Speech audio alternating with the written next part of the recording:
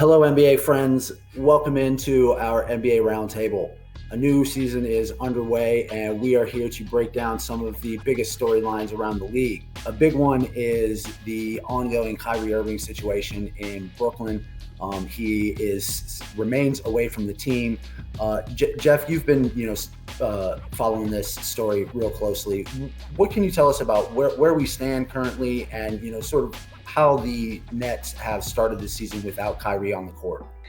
Yeah, if you're trying to predict whether or not Kyrie is going to get the vaccine or he won't get the vaccine, look, that's a 50-50 shot. I'm not even sure Kyrie knows if he'll eventually get the vaccine as of today. And so with that said, and he's been pretty entrenched in his position.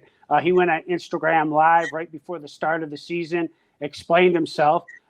So if I'm sort of taking a gamble here, I don't think he's getting it at least for a while, and maybe not even this season at all.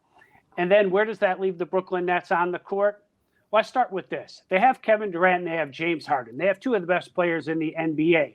Whether that's enough to win them a championship, we'll see. But it's enough to compete at the top of the Eastern Conference.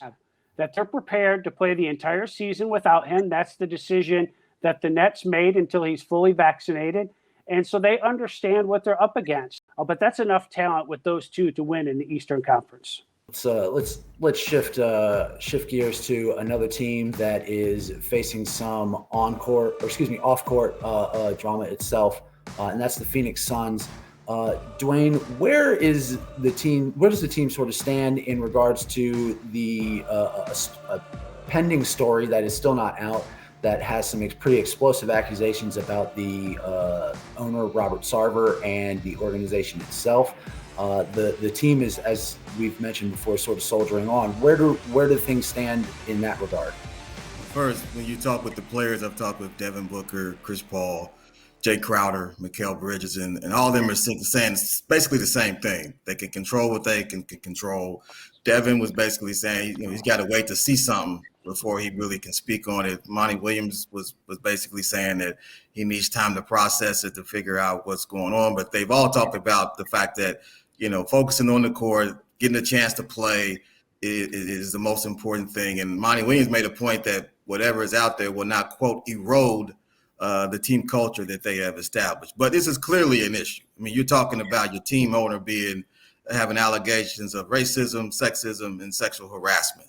And when the story drops, then we will find out how they really are reacting to something like this. I'm going to shift focus again now to another of the top teams out west, and that is the Los Angeles Lakers, one of the most talked about teams heading into this season and many other seasons.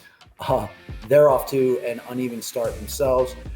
Jeff, you've written that everyone is doing their best to stay calm in LA as they work in Russell Westbrook, Carmelo Anthony, and a lot of new players there. But have you seen anything in the first few games that could be long-term concerns? Yeah, I have. I think defensively, I'll start off with that one. I think there's some long-term concerns. I also think on the offensive end, real quick, I don't know if their three-point shooting is sustainable. I mean, they're at somewhere near 44%. I just don't think they can do that full season. But let's dig down a little deeper. I'm not so worried about Carmelo Anthony's introduction into the Lakers. He seems to be doing just fine. It's the Russell Westbrook indoctrination that I'm a little bit more concerned about. And I wrote about this. I'll make this real short. I think there's a couple things the Lakers need to do. If Russ is going to play about 35 minutes, he's going to be on the court with LeBron James and Anthony Davis for about 21, 22 of those minutes. How do they incorporate him into the offense? Can they use him as a screener a little bit more?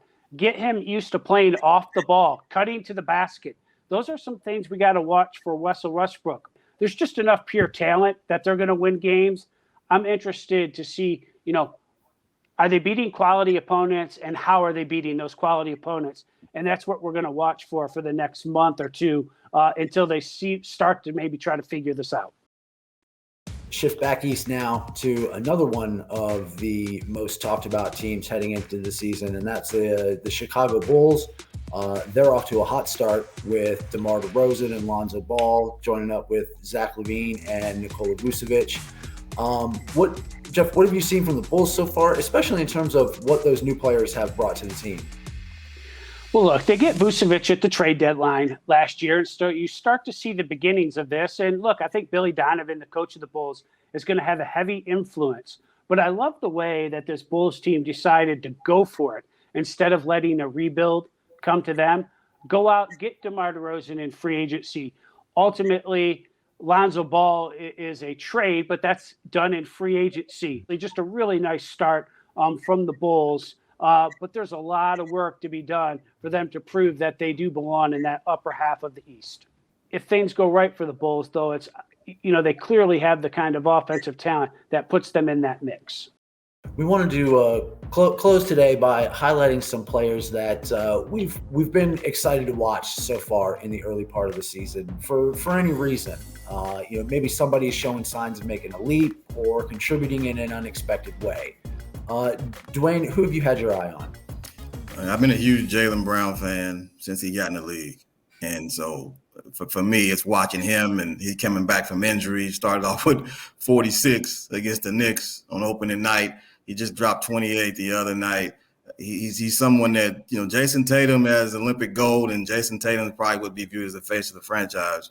But Jaylen Brown is a special young player. And so I just, watching him play and watching him continue to grow and develop and put himself now in a position early as someone to keep your eye on this season, Jaylen Brown is the guy for me.